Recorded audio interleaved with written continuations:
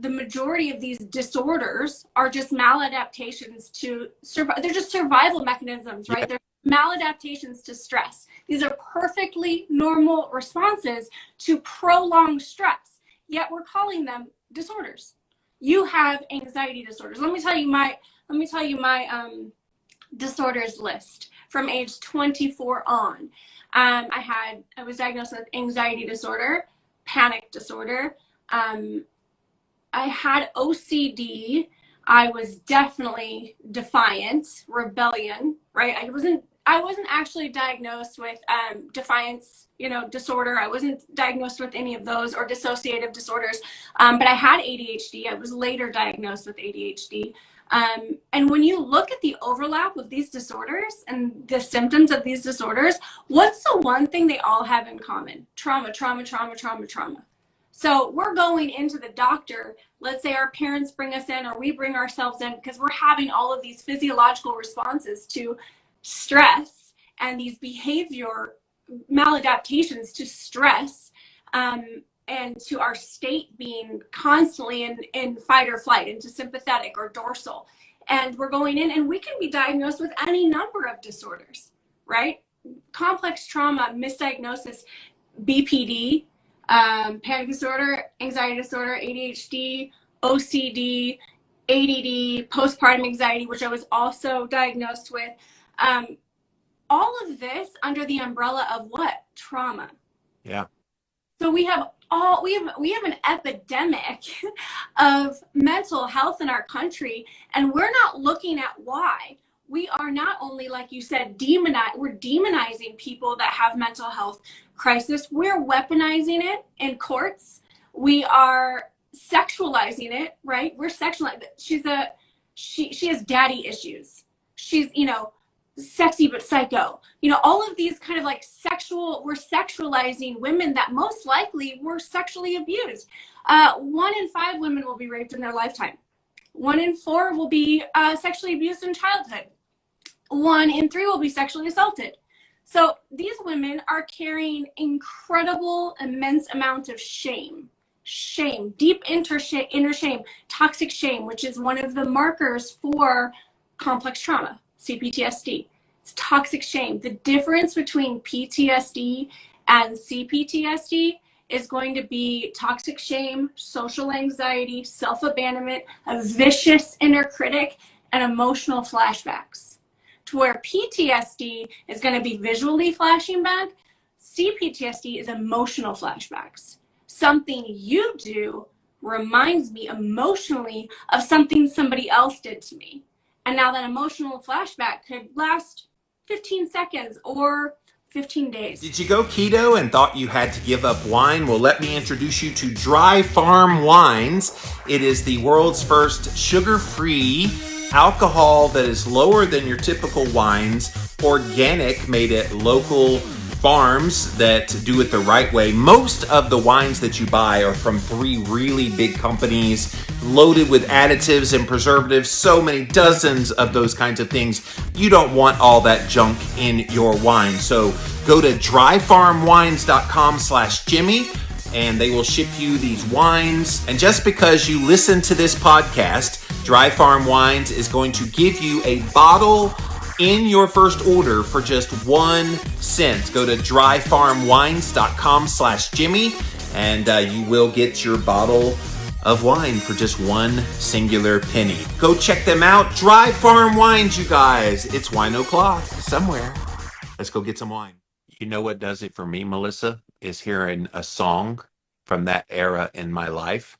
Everybody that knows Jimmy Moore knows I hate country music, but for those 3.5 years, my dad owned restaurants. For those 3.5 years, all he played overhead was, "Oh, my exes live in Texas. You can eat crackers in my bed." I know all the fucking songs from that whole era of 3.5 years that are country music. So when I hear one of those songs now, I get physical, visceral reaction in my body.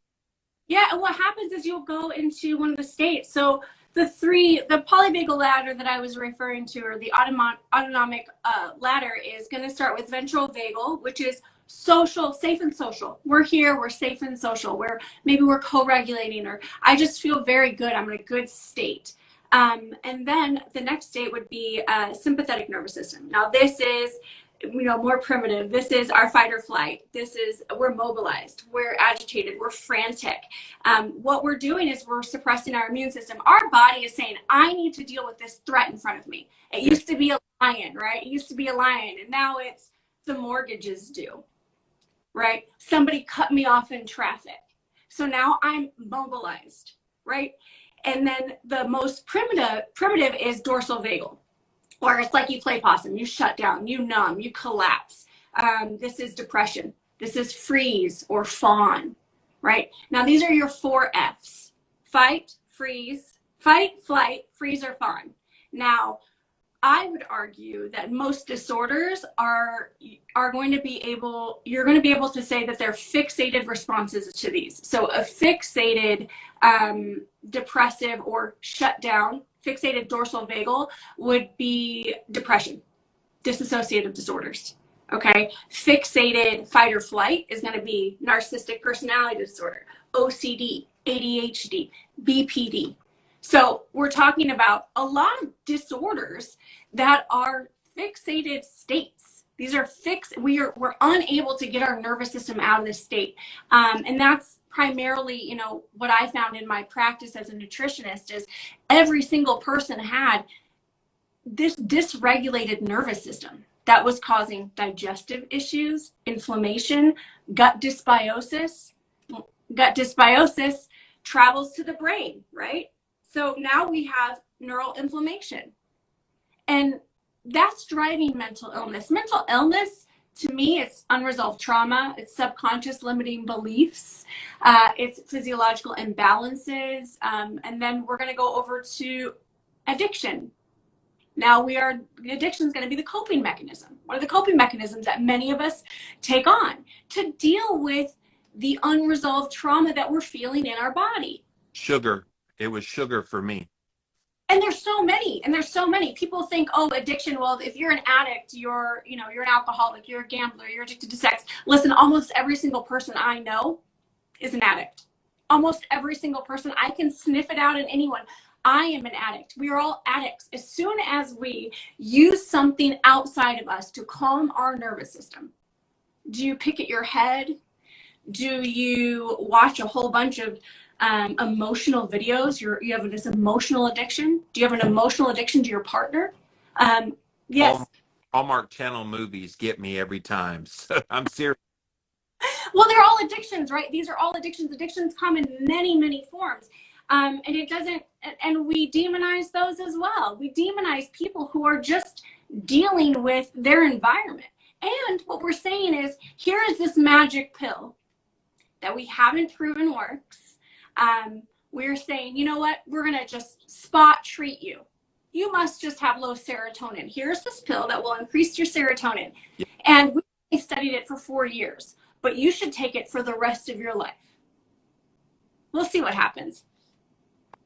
And now I'm not saying that I'm not allowed to say don't seek out medical treatment.